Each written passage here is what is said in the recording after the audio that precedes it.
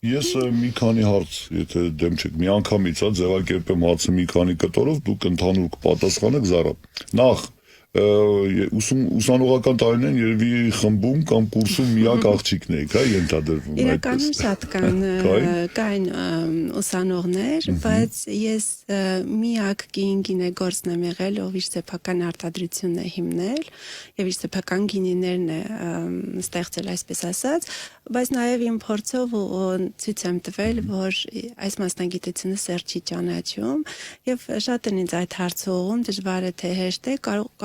վստահ կարող եմ ասել ինձ համար ավելի հեշտ եղել, որովհետև իմ գործընկերները շատ են ինձ աջակցել այս գործում։ Գործընկերների գերիշխող մասը տղամարդիկ, ովքեր ինձ օգնել են, որպեսզի ես կայանամ այս ոլորտում, եւ ես միշտ ասում եմ, որ մենք չէինք հաջողի, եթե մեր ոլորտը այսքան միասնական չլիներ, եւ մենք բոլորս միամուռ մեր ուժերը, եթե չդնենք մի գործի համար հայկական գինին դարձնել ճանաչելի ամբողջ աշխարհում, երևի թե չէինք հաջողի։ Եվ կին լինելով ինձ դա շատ օգնել է։ Թե մրցակցություն չկա ձեր միջև։ Իրականում տեսեք, մենք քանի որ շատ ակտիվ ծրագրեր ենք իրականացնում, համատեղ ծրագրեր, մենք բոլորս գիտակցում ու հասկանում ենք, որ Հայաստանը փոքր գինեգործական երկիր է եւ մրցել շատ մեծ երկրների հետ բավականին դժվար է, եթե չմիավորվենք եւ այդ աշխատանքը միասին չկատարենք, մենք չենք հաջողի։ Դրա համար մրցակցությունը ինչ որ միտեղ վերացել է։ Ես անցնեմ հարցի երկրորդ հատվածին, այդ դուք նշեցիք Հայաստանում մեծ ներուժ ունի, հա, գինեգործության մեջ, խաղողագործության, իսկ որոնք են մեր առավելությունները, հա, համեմատության մեջ, որովհետև գիտեք, ես նայում եմ տեղական գինիների շուկային, նույնիսկ սուպերմարկետներում տեսնում ես դրված են արտադրանք եւ շատ տպավորիչ է, որ տարեց տարի անուններն են շատանում, առաջարկի բազմազանությունն է ապշեցնում նույնիսկ, բայց միշտ կան երկրներ, որոնք որ դա կարող են անել շատ ավելի էժան եւ մեծ ծավալը ունեք Չիլին, հա, անսպասելի մի երկիր։ Մարտահրավերները ու խնդիրները բավականին շատ են, մենք շատ ամբիցիոզ հայտ ենք ներկայացնում աշխարհին մեր գինիներով, որովհետեւ ինչ որտեղ մենք ճանաչված չենք, չնայած նրան, որ մենք ունենք հարուստ ժառանգություն, պատմություն, մենք մեզ դիրքավորում ենք որպես գինեգործության բնորան, որովհետև դա մենք չենք ասում, դա փաստերն են դրա մասին վկայում, այսինքն 6100 տարի առաջ մենք ես ներկայացնում եմ դա այդպես արտադրություն ունեինք Քարանձավում, որովհետև կարասների այդ կավե խողովակները ապացուցել են, որ դա արտադրական process էր, որովհետև հյութը լցվում էր կարասների մեջ, հետո այդ նույն խողովակների միջոցով տեղափոխվում էր մեկ այլ Քարանձավի մաս եւ դա ապացուցված է միջազգայինորեն, որ Հայաստանում է գտնվում աշխարհի ամենահին հնձանը գինու։ Եվ պատմամշակութային փաստերը, գտածոները ապացուցում են, որ մենք այո գինեգործական ամենահնագույն երկրներից ենք։ Ցավոք սրտի ժամանակի ընթացքում երկու հիմնական հարված ենք ստացել, մեկը կարող եմ համարել ինչ որ միտեղ նաև դրական, որովհետև դարձանք կոնյակ արտադրող երկիր, բայց բացասական առումով գինեգործությունը հետնահանջեց, որովհետև այդ ժամանակ հիմնականում կենտրոնացան կոնյակի արտադրության վրա եւ այդ ընթացքում կորցրեցինք մեր բոլոր այն սորտերը, որոնք մենք օգտագործում էինք գինու արտադրության համար եւ մյուս ամենամեծ հարվածը, որ ստացել ենք, որ մշակույթը վերացավ մեր երկրից։ Դա էլ կապում եմ երկրորդ համաշխարհային պատերազմի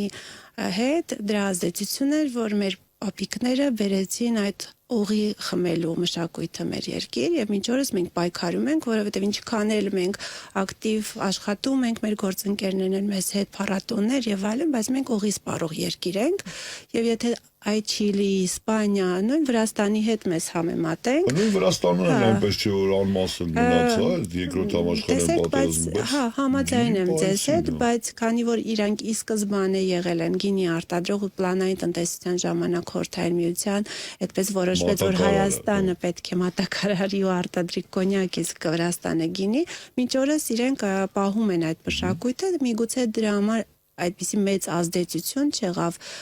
չզգացվեց Վրաստանում, հա, մշակույթի, սպառման մշակույթի, իսկ մեզ մոտ մինչ օրս մենք պայքարում ենք եւ հետաքրքիր մի հետազոտություն եւս է արել ենք կոവിഡ്ից հետո, որտեվ գիտեք, թվացial գինու սպառման մշակույթ Հայաստանում զարգանում է, ամենուր տեսնում ենք գինու մասնագիտացված ռեստորաններ, բարեր, մարդիկ նստած երիտասարդները գինի են խմում, բայց կոവിഡ്ի ժամանակ, համավարակի ժամանակ, երբ որ փակվեցին ժամանցի վայրերը, մենք տանը հասկացանք, որ գինի չենք խմում, այսինքն կենցաղ չի մտել, եւ երբ որ մենք հետազոտություն արեցինք, մեզ հետաքրքիր էր հասկանալ խնդիրը, որպեսզի մենք նպատակային ծրագրեր իրականացնենք, ինչու հայերը գինի չեն խմում, ամենատարածված պատասխանը կանացի խմիչք է։ Պատկերացնում եք, ճիշտն ասած շատ էի զարմացի, բայց հետո ինքս ինձ այդ մտքի վրա բռնեցի, որ սուպերմարկետներում, խանութներում շատ եմ լսում, որտեղ միշտ այդ գինու մասը տեսնում եմ ինչ նոր գինիներ եւ այլն, աղջիկների համար էլ գինի վերցնենք, այսինքն օղին գարեջուրը կա, աղջիկների համար էլ գինի վերցնենք, երկրորդ ամենատարածված պատասխանը կոմպլեքս ունենք, չենք հասկանում, դրա համար չենք խմում։ Շատ մարդիկ վախենում են սխալվելուց, ու դա խանգարում է գինի խմելու, չգիտեմ, միգուցե դուրը գայս է, բայց կոմպլեքս ունի սխալվելու։ Չէ, չկա տենց բան, ժողովուրդ, խմեք գինի, ընտրեք այն գինին, նորսիսանը հետ խոսում ենք, որը ձեզ դուր է գալիս։ Ես շատ կուզենա այն տղամարդկանց, ովքեր համարում են գինին կանացի խմիչք, առաջարկել որոշ տեսակներ, որոնք ինձ ծանոթ ընտանիք է, պատրաստում, մեկ բաժակից հետո հավատացնում եմ ձեզ նրանց մոտ կարծիքը ուժի մասին գինու բռնածը, չէ՞, այդպիսի ժողովրդական խոսք։ Ես ինչ եմ ուզում ասել, ես տեսել եմ էվոլյուցիան գինեգործության Հայաստանում, այն առումով իհարկե ոչ թե մառաններում, գործարաններում, այլ թեկուզ շուկայում։ Ես շատ երիտասարդ էր եւ առանձնապես գինի ընտրություն էլ չկար, հիմնականում ողեր, բայց ի հայտ եկավ օրինակ գինու տեսակ Պաչիկ բրենդով, հիշում եք, որը գինի չէ, դա ինչ-որ լուծույթ էր, անկեղծ ասած, հետո խոշոր գովազդատուներ, այսինքն խոշոր հիմնական աղջիկներ էին գովազդում, դրա համար էլ ինչ-որ միտեղ կանացի է դարձել։ Խաղարկային հոլովակներով մանով ժողովրդին այս առաջարկում են մի լուծույթ, որը որ հիշեցնում էր գինի, բայց դա գինի չէր։ Եվ հիմա տեսեք, շատ մեծ քանակությամբ գինիներ են արտադրում, բայց վաճառքները անկում են ապրում։ Ինչով է դա։ Ինչով է բացատրում։ Միգուցե բազմազանության համար շուտ էր պետք է հիմնական տեսակներն ընտելացնել, հետո նոր ընդլայնել առաջարկը, որովհետև վերջին ցուցանիշները, ընդ որում պաշտոնական ասում են, որ Հայաստանում աճել է վիսկի արտադրությունը, այլ ալկոհոլի խմիչքներ, բայց գինունը անկում է ապրում։ Այսինքն ամբողջ աշխարհում է գինու արտադրությունը անկում ապրում, ես սպառում եմ, որովհետև երիտասարդ սերունդը նախընտրում է ինձ համար շատ անհասկանալի խմիչքներ, թեթև ալկոհոլով, արոմատացված, թեթև գազավորված, այսինքն ինչ-որ միտեղ ու չենք կարող իհարկե պարտադրել, որ դարեր շարունակ միայն գինի խմեն, ճաշակի մոտեցման հարց է, ապրելաձևն է փոխվել, մոտեցումներն են փոխվել, ամբողջ աշխարհում է այս մարտահրավերը ու գինու միջազգային կազմակերպությունը OIV-ում անգամ քննարկում են ինչպիսի ծրագրեր պետք է իրականացնենք, որպեսզի կրթենք, հետ բերենք երիտասարդ սերունդին ավելի շատ գինու սպառման։ Տեսեք, համեմատություն են տանում, որ ալկոհոլը դա առողջությանն էլ է վնասում, իհարկե չափավոր սպառումը չի կարող վնասել առողջություն, հիմնականում գինու։ Բայց իհարկե ալկոհոլը պետք է չափավոր եւ պատասխանատվությամբ վերաբերվել այդ խմիչքի սպառմանը, բայց եթե զուգահեռ ես տանեմ կոկա-կոլայի հետ, որ ավելի շատ վնաս է մատկությանը հասնում, ոչ մեկ դրա մասին չի խոսում։ Երբ որ ինձ ասում են, բայց ավելի շատ վնաս է տալի առողջությանը, որտեղ շաքարի պարունակությամբ եւ քիմիական բաղադրությամբ եւ այլն ավելի շատ վնաս է տալիս եւ դա ապացուցված է։ Բայց կարծես թե ոչ մեկ դրա մասին չի խոսում եւ ոչ մի ծրագիր հատուկ չեն անում այնպեսի, որ կոկա-կոլայի սպառումը, բայց ալկոհոլի դեպքում շատ են նմանատիպ սահմանափակումներ եւ ինչ որտեղ կարող եմ այդ բառը եթե թույլ տաք օգտագործեմ, շատ տրենդի է, նորարարական է, որ առողջ ապրելակերպ, այսինքն առողջ ծնվում ենք, ալկոհոլ չենք օգտագործում, սպորտով ենք զբաղվում եւ այլն, եւ հիմնականում ոնց որ այդ տրենդին հետևելով երիտասարդները սկսել են ավելի քիչ գինի խմել ամբողջ աշխարհում։ Հայաստանում մի փոքր այլ է, ես կասեմ, որ մեզ մոտ հակառակը երիտասարդներն են գինի սպառում, բայց մենք շատ կախված ենք տուրիստներից տուրիզմից, այսպես ասած, եթե տուրիստների քանակը շատ է, սպառումը կտրուկ ավելանում է։ Եթե պակասում է, ես էլ եմ նշում, ու դա լուրջ խնդիր է մեր ոլորտի համար, որ մենք օղի սպառող ենք։ Դրա համար բարձր ալկոհոլային խմիչքները, կլինի վիսկի, կլինի օղի, նաև այդ հետազոտության հարցման ժամանակ նաև կոնյակին էինք անդրադարձել, կոնյակ խմում եք թե չէ, շատերը պատասխանել են, որ մեզ մոտ նաև կոնյակի սպառումը կապված է նվեր տալու հետ։ Այսինքն, եթե մենք ուզում ենք տպավորություն ստեղծենք, մենք կոնյակ ենք նվիրում եւ հիմնականում վաճառքները եւ գրեթե վաճառքներն կապում են սպառման հետ, ավելի շատ նվեր տալու, ես չեմ ասի, որ մենք տենց կոնյակ ավելի շատ ենք սպառում,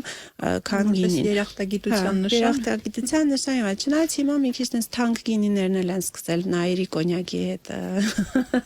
նվիրել, բայց զբոսաշրջիկների մասին ասացիք, բայց շատերը իրենց տուրերը կազմակերպում են հենց գինու փառատոնների օրերին։ Ինչը կարծում եմ վատ ցուցանիշ չէ։ Գինու տուրիզմն էլ ուղիղ կապված է մեր ոլորտի հետ եւ սպառման հետ։ Վերջին տարիներին շատ ակտիվ նաեւ զարգանում է գինու զբոսաշրջությունը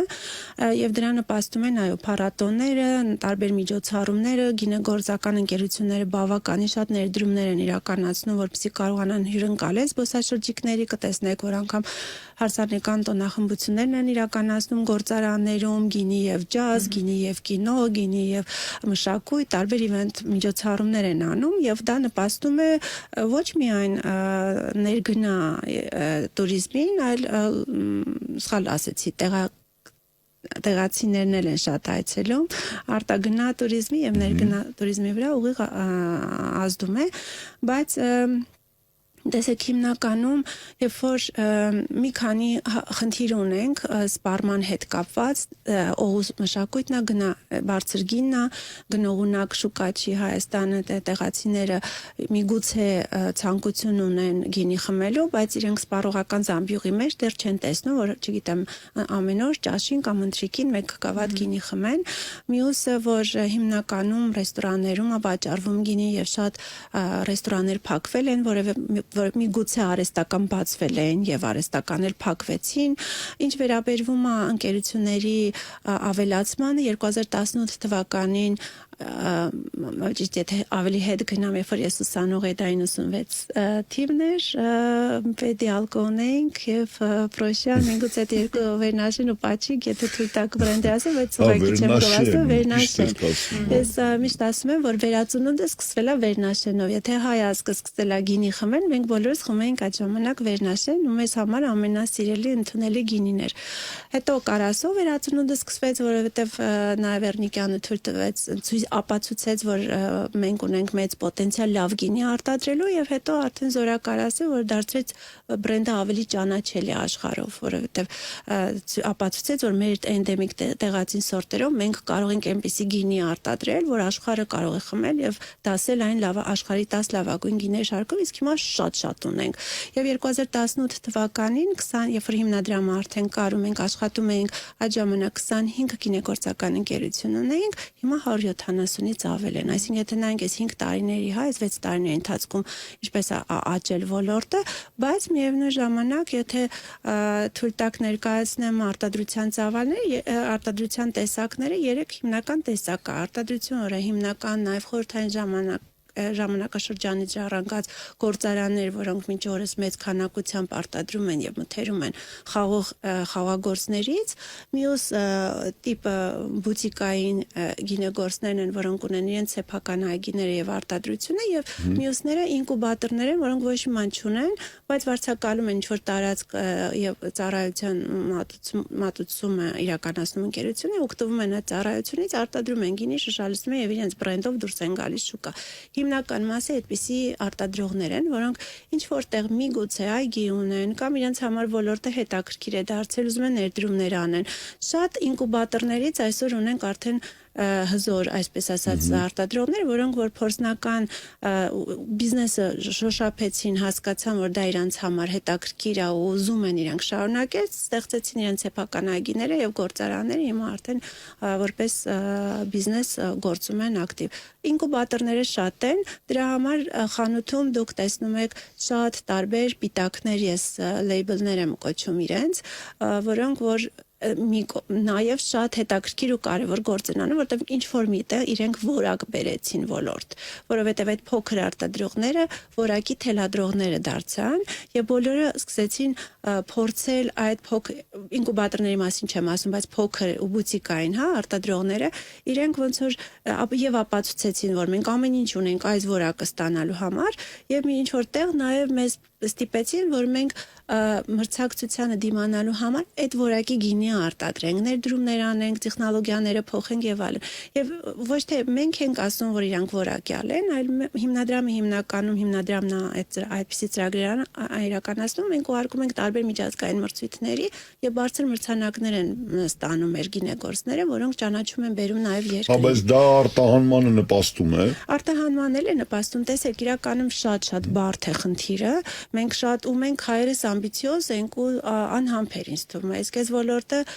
երևի թե ես միշտ իմ ուսանողներին էլ եմ այդպես ասում, լավ գինեգործ դառնալու համար ամենաառաջի հատկանիշը մարդ որ պետք է դա համբերությունն է, որովհետև տեսեք դու կարող ես մի անգամ սխալվել տարվա մեջ, այսինքն այդ տարվա այդ սեզոնին կարող ես սխալ գործել ու ամբողջ տարի դու այդ սխալը փորձես շտկել ու չշտկվի։ Դրա համար պետք է համբերատար, քայլ առ քայլ գնանք առաջ։ Այս ոլորտը պահանջում է խոշոր ներդրումներ, մեզ երբեմն դիտարկում են մեզ ասած ամբողջ ոլորտին, որ մենք հարուստ ոլորտ ենք, բայց մենք հարուստ ոլորտ չենք։ Մենք շատ լուրջ ներդրում անող ոլորտ ենք ու արժեք ստեղծող ու արժեքը կրող ոլորտ ենք, հա, եթե ինչ որ կոպիտ ասած մի բան կարող եմ ես փաթեթավորել անմիջապես վաճառել, ես այստեղ պետքա 1 տարի, 2-3 տարի ներդրում անեմ, միգուցե իմ թորները կարողանան օգտվել այդ հնարավորությունից ինչ որ որպես եկամուտ, որտեղ նույն խաղողի այգին է որ հիմնում ենք 3-րդ տարին, որ նորմալ բերք է տալիս, բայց 5-րդ, 10-րդ, 15-րդ տարում կարողանում ենք արդեն այն մեր ուզած որակը ստանանք։ Զարա, ասացեք, իսկ շշի մեջ հնանում է, չի հնանում, չէ՞։ Տեսեք, հասունանում է, չի հնանում, բայց ինչ որ փուլ կայունանում է գինին, այսինքն երբ որ դուք լցնում եք, ինչ որ մի փուլ պետք է թողնենք հանգիստ շշի մեջ գինի, որպեսզի ինքը կայունանա, որի ամբողջ այդ համահոտային հատկանիշները, այսպես ասած, այդ փունջը ձևավորվի, բայց ինչ որ մի փուլից ոչ, բայց մենք ասում ենք, որ գինին ինքը կենդանի օրգանիզմ է եւ յուրաքանչյուր ստրեսից ինքը կարող է իր որակը փոխել, այսինքն եթե լավ չպահպանեն գինին, ջերմաստիճանային պայմանները նորմալ չլինի, գինին ուղղահայաց դիրքով դրվի ոչ թե հորիզոնական, որպեսզի խցանը ընկղմի հեղուկի մեջ, որպեսզի օդ չմտնի ներս, կարող ենք երկար պահել, եթե մենք այդ պայմանները ապահովենք, այլապես գինին շատ արագ կարող է շշերում փչանալ։ Եթերից առաջ էինք զրուցում շատ հետաքրքիր մի թեմայի շուրջ համտեսության մասին։ Եվ եզրակացության եկանք, որ դա շատ սուբյեկտիվ մի երևույթ է, երբ օրինակ համտեսության փառատոն է լինում, մասնագետները այսպես անգամ հետաքրքրվեցի, թե ինչպես են սնվում են արդյոք թե ոչ այդ բազմաթիվ գիներ եւ Զարան ասած մոտ 150 տեսակ կարող են մեկ օրում համտեսել, կարծես թե կողքից շատ երանելի վիճակ է, հա։ Գիտես,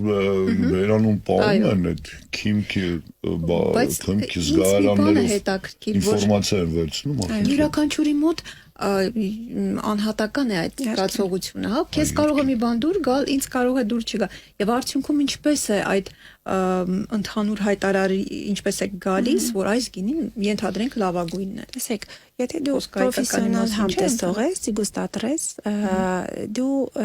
քո նախընտրությունը դնում ես մի կողմ, որտեվ ես օրինակ պրոֆեսիոնալ համտեսող եմ, ես գնահատում եմ գինին, արդեն գիտեմ իր չափանիշները եւ ըստ դրա եմ գնահատում, հա։ Իսկ ես դուր է գալիս թե դուր չի գալիս, դա արդեն երկրորդական։ Իհարկե ես միջազգային համտեսող եմ, որտեղ 450 համտեսողներ կան, եւ երբ որ մենք իրար հետ քննարկում ենք, միևնույնն է ինքը դառնում է ինչ-որ միտեղ սուբյեկտիվ, որովհետեւ շատ անգամ վիճում ենք իրար հետ, որ ես չհավանեցի, ասում են քո հավանելու ներու խնդիրը չի, դու պետք է ճիշտ գնահատես, բայց որպես սպառող իհարկե ես չեմ կարող ձեզ ուղղորդել, թե դուք ինչ գինի խմեք, որտեղ ձեր քիմքը, ձեր զգայարանները յուրովի է զարգացած, օրինակ մանկուց եթե դուք օրինակ կան քաղցրակեր եւ ոչ քաղցրակեր մարդիկ, հա, այսինքն քաղցր սիրո եւ հետո կարող է քաղցրային համերը ձեզ դուր գա, իսկ քանի որ ես չեմ սիրում քաղցր համերը, ինձ կիսաչոր, կիսաքաղցր գինները կամ աղանդերային գինները դուր չգան, բայց դա չի նշանակում, որ իրենք լավը չեն։ Դրա համար, երբ որ օրինակին շատ են այդ հարցը ուղղում, ձեր խորհրդով ինչ գինի, ասում չեմ կարող ձեզ խորհուրդ տալ, որովհետեւ ձեր քիմքին, ձեր ճաշակին ծանոթ չեմ ու չգիտեմ ձեզ ինչ դուր կգա։ Եվ միևնույն ժամանակ այդ այսպես ասած գիտություն կա կամ կա տենց ես չեմ սիրում, չեմ կարող ասել տեսություն, հա գիտություն կա ուսումնասիրություն, որ համերը ինչպես են ազդում քաղցրը թթվի վրա, թթուն աղին թթվային համերի վրա, իհարկե կա նմանատիպ գիտություն, բայց յուրաքանչյուր մարդ ինքն է զգում դա։ Եթե օրինակ ասում ես սպիտակ գինի, սպիտակ մսի հետ, ես այդպես չեմ կարծում, որտեղ դու կարող ես դա սպիտակինից թեյքի հետ ուտես ու վայելես, այսինքն ոնց ես դու զգում դա, ինչ դու կարևորը մարդիկ իսկապես հաճույք ստանան, այսինքն իրենք գտնեն իրենց նախընտրելի գինին, հետո գինու սպառման մեջ նաև շատ կարևոր է քո հոգեվիճակը լինում, որ օրինակ դու շատ ջղային ես լինում, տրամադրություն չունես, բոլոր գինները քեզ թվում է որ քացախացած են։ Մենք անցած շաբաթ մի լուր էինք քննարկում, հիշում ես, որ 4 տարի 6000 կամավորներ Իսպանիան պիտի գինի խմեին, 2.4 միլիոն եվրո բյուջե ունեին, նպատակն է պարզել, որքանով է օգտակար գինին։ Հիմա հակառակ կողմից գանք։ Շատերի մոտ կարծիք կա, որ գինին անհամեմատ ավելի օգտակար է, քան ասենք, չգիտեմ, օղին, ռոմը, ջինը եւ այլն, այսինքն ավելի բարձր սպիրտայնությամբ ալկոհոլ են ըմպելիքները, կա արդյոք հետազոտություններ եւ արդյոք ճիշտ է նշել, որ օրինակ գինին ավելի քիչ վնաս է հասցնում օրգանիզմին, քան մնացած ալկոհոլային ըմպելիքները։ Դե իրականում դա պայմանավորված է իհարկե ցածր ալկոհոլի պարունակությամբ, ասենք եթե համեմատենք օղու կոնյակի հետ, տեսեք, ալկոհոլի դեպքում մարդու օրգանիզմի մեջ տոքսիկացիա է տեղի ունենում, այդ կներեք բառից համար, բայց այդ հարբած վիճակը դա տոքսիկացիա է, թունավորում է օրգանիզմը տանում, դրա համար մարդը վատ է զգում իրան։ Գինու դեպքում իհարկե երբեմն մարդիկ, օրինակ շատ եմ ես լսել, որ ինձ ասում են անգույն խմիչքից վատ չեմ լինում, բայց մեկ գավաթ գինուց, կարմիր գինուց շատ ավելի վատ եմ լինում։ Դա նշանակում է ավելի շատ, որովհետև հիմնականում գինու մեջ դա օրենք պահանջ, այսինքն չեն խախտում ծծում պետք է տանք, որ գինին ինքը կայուն մնա երկար ժամանակ, բավարար չափ, այսինքն ընդունելի չափականակով, բայց երբեմն ծծումը կարող է մարդուն գլխացավ առաջացնել, ինչ որ զգացողություն վատ, հա, առաջացնել եւ այլն, դա կարող լինի ծծմբի մեծ քանակից, դա կարող է լինել ներկա նյութերից, բնական, որ խաղողից, ասենք կարմիր մաշկից, որ անցնում է անտոցիաները, որոնք որ եթե մարդիկ ալերգիկ են, հնարավոր է դա նաեւ էլի տոքսիկացիա առաջացնի եւ այլն, բայց չափավոր եւ օղու դա նաև վերաբերում է օղուն եւ մնացած խմիչքներին, չափավոր չափաբաժինը չի կարող մարդու վրա բացասական ազդեցություն ունենալ։ Բայց չեն կարող առողջացնել, չէ՞։ Գիտեք, չեն կարող առողջացնել, բայց ինչ որ միտեղ, գիտեք, սիրտանոթային, եթե ասենք, չգիտեմ, երբեմն դսել ենք, չէ՞, ասում է այդ պահին մի հատ կոնյակ խմեցի ու անոթները զբացվեց, չգիտեմ եւ այլն, հա, բայց դրանք իրականում կա մեծ բավականին շատ հետազոտություն եւ առողջության վնասի եւ նաեւ օգտակարության մասով ուսմունք կա գրքերի մեջ, մատենադարանում կարող են գտնել նման բաղադրատոմսեր, որոնք կայում են վերջերս խոսեցինք, օրինակ վերմուտները բուսական հումքով պատրաստված գինիները նաև նյարդային համակարգն են հանգստացնում, այսինքն բուժիչ, քանի որ ես ինքս օրինակ վերմուտներով աշխատել եմ, յուրաքանչյուր գինու մեջ 50-ից ավել կարա լինի բուսական թուրմեր, որոնք որ ես ուսումնասիրում եի տարբեր հիվանդությունների, չգիտեմ, համար նաև դեղատոմսերի մեջ են օգտագործել ու մի փոքր քանակը գինու մեջ կարա ասի, որ հանգստացնում, չեմ կարող ասել բուժում է, բայց հանգստացնում է։ Դա մի հատ առանձին լրիվ հետաքրքիր թեմա է, որ կարող ենք շատ երկար խոսել, բայց վնասակարության առումով տոքսիկացիա է տեղի ունենում ու մարդը ինքը պետք է զգա իրականում ինքը ինչն է ընդունում, լավ թե վատ, նույնը սննդի հետ կապված կարող ենք ասել, մարդկա սունկը ընդունում է, օրգանիզմը մյուսը չի ընդունում։ Եկա մարդը ինքը զգա իրան, ինչն է լավ եւ վատ։ Սպիտակ գինին կարմիրի համեմատությամբ ավելի ընդունել է, շատ ալերգիկ։ Բայց այդքան ակտուալ, այդքան տարածված չի, նայա կարմիրի համեմատ։ Հակառակը ես Հա, տեսեք, սեզոնայնություն կա, դա էլ կապված է խմիչքի մատուցման ջերմաստիճանից, հա, վարդագույն ու սպիտակ գինիները հիմնականում մատուցվում են ավելի ցածր ջերմաստիճանում, դրա համար ավելի հաճելի է, որ զով ժամանակ, այսինքն շոգ ժամանակ խմել, այս ամռանը սեզոնը սկսվում է ապրիլի վերջից մինչև օգոստոսի վերջ հիմնական սպիտակ ու վարդագույն է սպառում։ Կարմիրների դեպքում միշտ կարող եք սպառել, բայց ել եմ ասում, բացարձակապես, եթե ես սպիտակ գինի սիրող եմ, կապ չունես, կարող եմ ձմռան ցրտինել նստել գինի խմել։ Ես վերջին հարցը ունեմ, Սուսաննա, ինչու են շամպայն գինիներից շատերը շատ թանկ։ Շամպայն անհամեմատ, բայց գազավորված գինի է ի վերջո, չգիտեմ, գուցե շուտ տեխնոլոգիական բարդ։ Ավելի թանկ են, գինային եք ասում։ Որոշ, գիտեք, համեպս թանկ շամպայնի տեսակ հանդիպելու հավանականությունը ավելի մեծ է, քան նույն արժեքի գինու։ Բացատրեմ կարճ ժամանակ մարկեթինգային չէ, մարկեթինգային չէ, տեսեք, գինին փրփրուն գինի, այդպես ասեմ, հա, կամ խաղուն գինին, որը պարունակում է ածխաթու գազ, իրենք ավելի բարդ են տեխնոլոգիապես։ Խաղուն լավ բառ իգրիստ է, պետք է հիշել խաղուն, լավ։ Եթե իրականում իգրիստը թարգմանում ենք հայերեն փրփրուն է, բայց այդ փրփուր ասվածը մեզ մի քիչ բան է, շատ ավելի շատ։ Հա, ճիշտ եք։ Պենիստենոր զմեի հիշեի, ճիշտ եք դուք։ Խաղուն գինին, այդ ածխաթու գազով հագեցած գինի է, որը առաջանում է երկրորդային խմորումից, պատկերացրեք գինե նյութը, որը մենք կարող ենք ինչ-որ ժամանակ հետո շշալցնելու շուկայի հանել, շամպայնի դեպքում մենք այդ գինե նյութը խմորում ենք երկրորդ անգամ, որpիսի իր մեջ այդ ածխաթու գազը առաջանա ու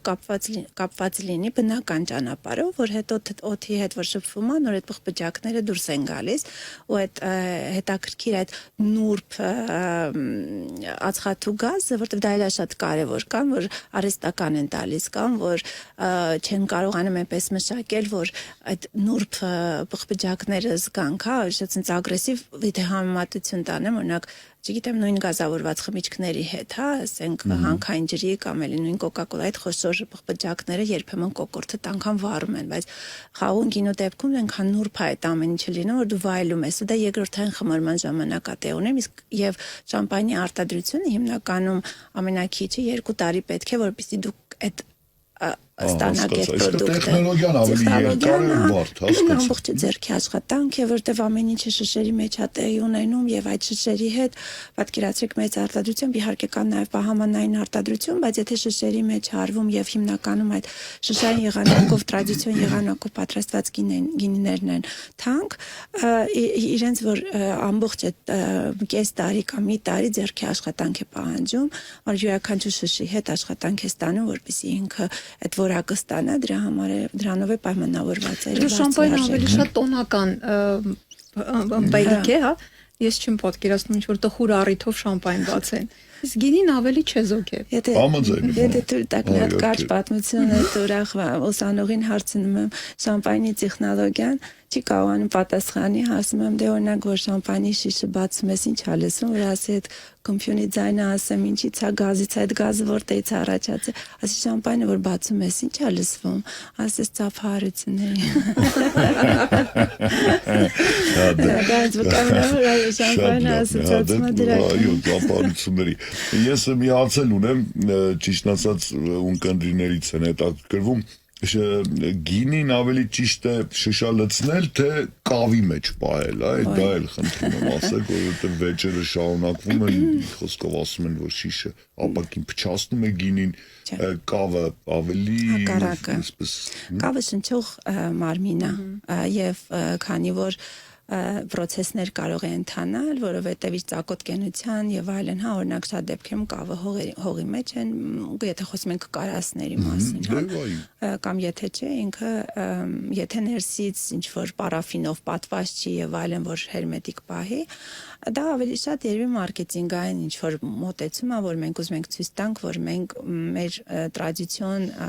ավանդական տեխնոլոգիաներն ենք օգտագործում այս գինի պատրաստելու եւ այլն, հա, բայց շշի մեջ ինքը ավելի կայուն է եւ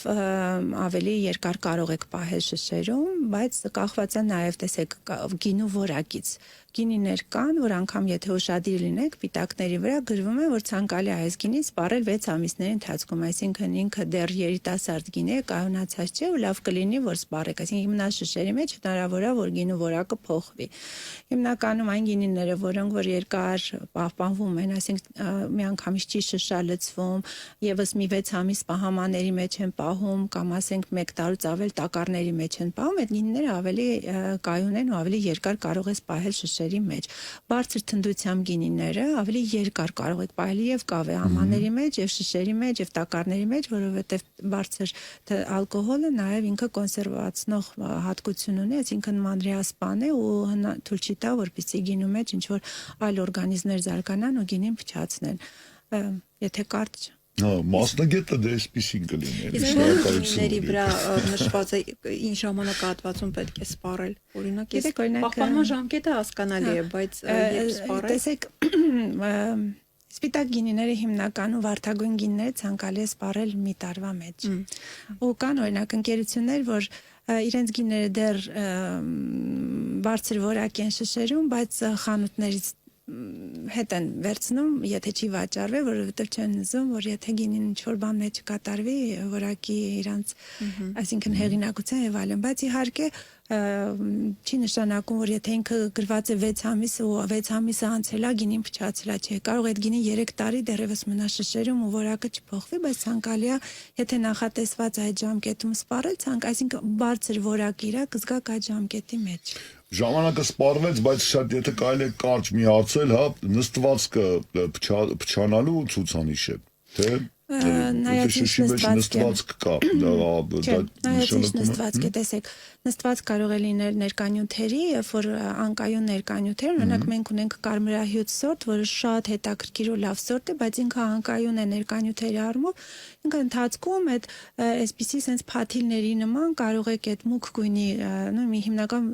մի քիչ որ մշականակագույնին է մոտենում, բայց մուգ կարմիր գույնի sense փաթիլներ է, որը բնական է, նստվածք է եւ դա չի նշանակում, որ գինու որակը փոխվել է։ Կան աղի մենք գինեքար ենք կոչում, քանի որ գինեթթու պարունակում գինիները այդ գինեքարն է եթել, օրինակ տեսեք, ես գինու մեջ գինեքար տեսնում, ինքը իմ համար որակի, որտեղ գինուն այդքան չեն կպել, չեն տարբեր քիմիական նյութերով մշակել, իր բնական գինեքարը նստելա ինձ համար դա նաև կարող է համարվել որակի նշան, որովհետև տենց նորմալ նստվածք։ Բայց եթե լորձանման, հա, կարող եք բաժակի մեջ որ լսում եք, երբեմն սենց աղիանման կարող եք տեսնել բաժակի պատերին կամ հատակին։ Բայց եթե լորձանման, օրինակ, ինքը նստվածք է, ես սենց ձեզ մի բան ասեմ, դուք մի անգամից գինու բաժակից կզգաք, որ գինու հետ ինչ որ բան են, չէ։ Եթե նստվածք կա, բայց գինին նորմալ առողջ վիճակում է, այդ նստվածքը չպետք է խանգարի մեզ գինին վայելել։ Շնորհակալություն Զարա Մուրադյանն էր մեր հյուրը, հարգելի ռադիոլսողներ, խաղաղագործության եւ գինեգործության հիմնադրամի տնօրենը։ Դե գինեգործ իր մասնագիտությամբ եւ իր գործով շնորհակալություն, որ եկաք։ Այնքան հետաքրքիր էր եւ մենք ճիշտ ասած խմբավորել էինք հարցերը եւ կարծես ամեն ինչի մասին ինչ ծրագրել ենք հարցրեցինք, բայց միշտ մնում են հարցեր։ Հա, ես սիրով էլի կգամ։ Կանցնի մի տարի ավելի քիչ կհանդիպենք նորից։ Շնորհակալություն։ Շնորհակալ եմ։